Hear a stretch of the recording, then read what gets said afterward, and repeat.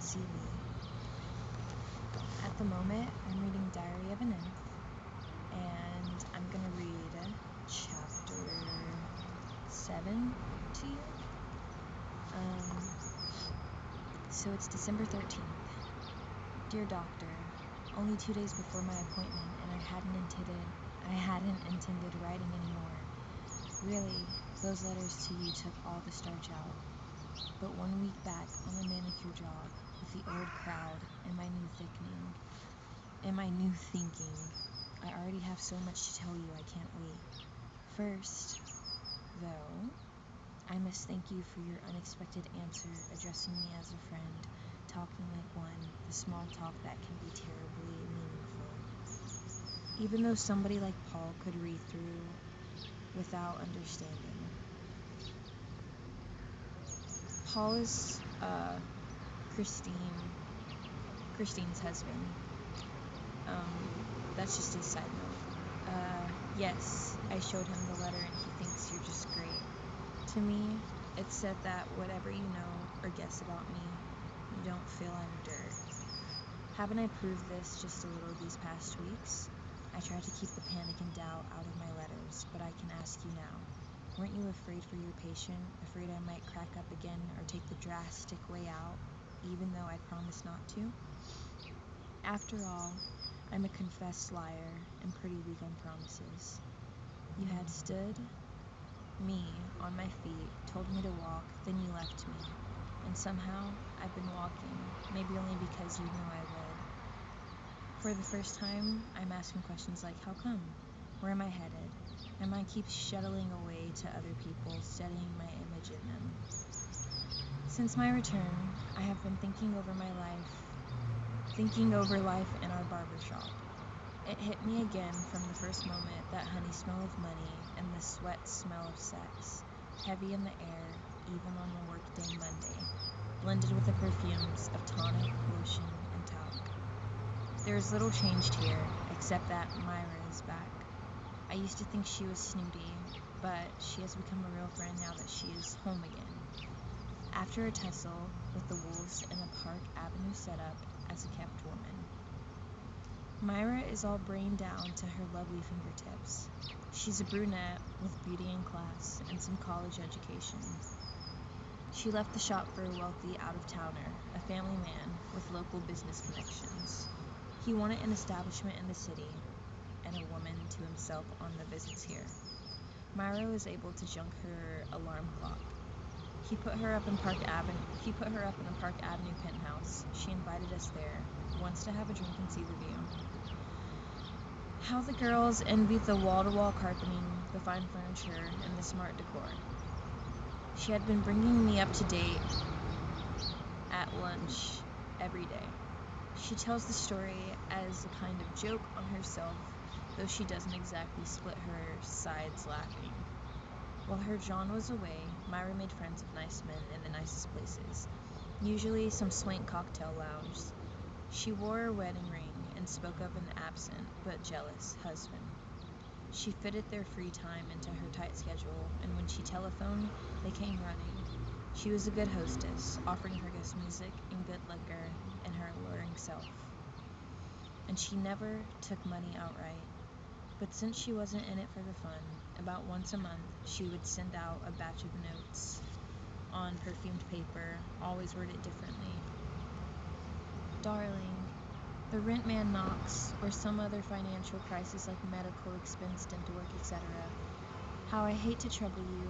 Any contribution will be greatly accepted. Your Myra. Most of these notes would pay off with a sweet windfall, often hitting $1,000. A few years of this and she could have retired. Myra is that smart. But one midweek night, her John number 1 dropped in without his usual considerate telephone call. He found her in bed with, here's the laugh, some penniless boy she had brought home from the local bar on an off evening. He didn't make a scene. He just walked out. He left her holding the bag of a $500 a month apartment and every stick of furniture bought on time and mostly not paid for. All these financial transactions had been made under an assumed name, so she was stuck. On her own, Myra's savings went like water. The funny thing about her new situation was that the friends who had once been so generous became tight-fisted. Maybe because they felt her getting anxious. The law of the wolf pack, she says. Even so, she was nowhere near the Skids until she fell in love. He was a man who had made his own reckless mistakes. He loved her too, and was kind and understanding. She gave up the deluxe apartment and took a furnished room with Jack. They hardly ever left their room together. He couldn't be seen with her until his divorce decree came through. But they had a heavenly couple of months. Then, on the day he was free, her man walked out on her. They hadn't even had a quarrel. I've wondered, Doctor, can a prostitute really fall in love and make it stick? I've heard about such couples. It takes a storybook hero, I think, or a fool, or a saint to understand and forgive.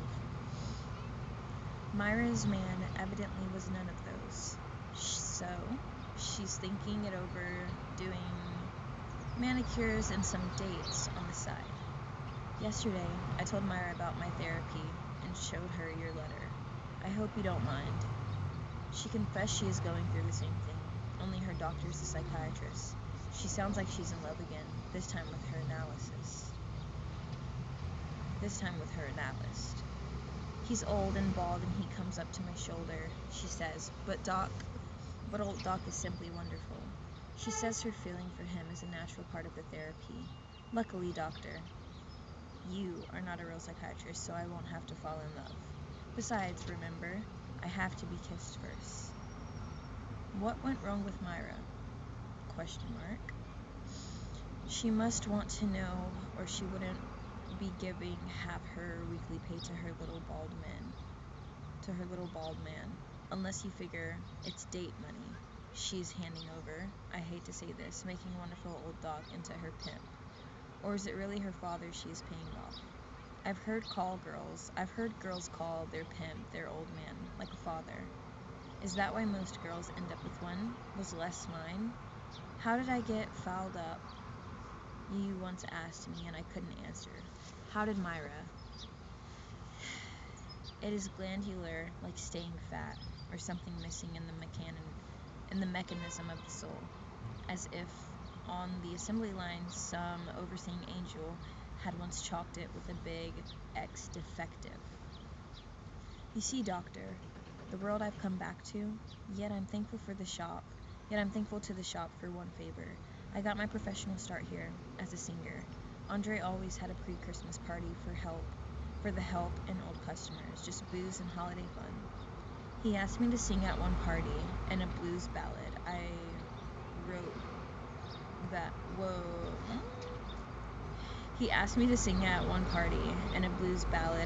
wowed them. One of the customers was an agent who auditioned me for bookings.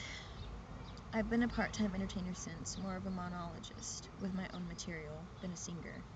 I've never worked with a name band. I couldn't and still can't read a score. I should have studied, I know, but it didn't seem to matter then. All this would be tears in my beer, except that I've suddenly got ambition. The girls have been telling a fellow named Henry about me, and he says he is interested in my singing. Harry is now a TV gag writer, but he has done the lyrics for Broadway shows and has had some real hits. He took me to lunch at Lindy's, and I read some of the things to him, and he says I have the knack all right. Only I'm too corny writing about love the way I do, unless for teenage rock and roll. For sophisticated people, he says, you have to play on words, kid this stuff. He promises to show me how. Anyway, we have an apartment for tomorrow. I'm taking the morning off to meet a few tunesmiths. Can you imagine Christine on the hit parade? Life is looking up again. Thanks to you, Christine.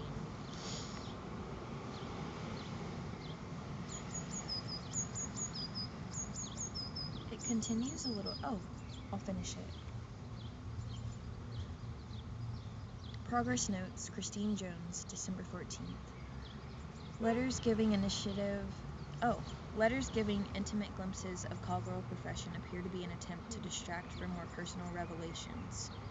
Exhibitionist masochist pattern previously noted seems confirmed. A confused pattern streaked though with ambivalence. Profile extended. 1. Exhibitionism. Her impulse to strip bare, blunted by horror at self-image, writer-patient veers from deeply felt statement to the juicy true confession tidbits, ladled out with the gravity of an oriental waiter. Uses device of participant observer, letter of December 1, in a group picture, presenting a tricky trompe l'oeil. Now you see Christine, now you don't. Number 2, masochism. Still seeks self-humiliation, but unwilling to be identified in a more degrading episode, she offers up Flo as a scapegoat and hides behind her, later behind Myra. Flo's story is essentially Christine's, but with discrepancies. Flo devirginalized at 12, while Christine professes premarital restraint. Also, Christine's Paul doesn't jibe with description of Flo's castrated homosexual mate. Number 3. A new schizoidal tendency, dual personality, implicit in patient's behavior, though not shown overtly, is acknowledged in letter 4 of December 4th as key to her ambivalences. The need to feel and be considered respectable led to inner struggle and disowning her guilt. This is so hard to read out loud. And disowning her guilty she. The me staying unsullied. This split-off sounds genuine. How deep is it? Its origin certainly annotates damaging adult experiences, yet she claims a normal childhood. Re-question her. Other question. Why no reference to she and me, seesaw, and last letter? And why is Myra substituted there for Flo as protagonist and spokeswoman? Also, again, what are true feelings of Christine for parents? Accepting the sex embrace of strangers in prostitution indicates a childhood sense of rejection by one or both parents. Summary. Letters show remarkable progress from naive, sophisticated cataloging of sex episode and psychopathia to a seeking of direction and a self-questioning. Letter of December 13th. How come? Where am I headed? A growing and, I believe, true awareness of ego needs. Patient's present surge of literary and musical activity seems a highly desirable channeling of energy from the self-destructing to the creative.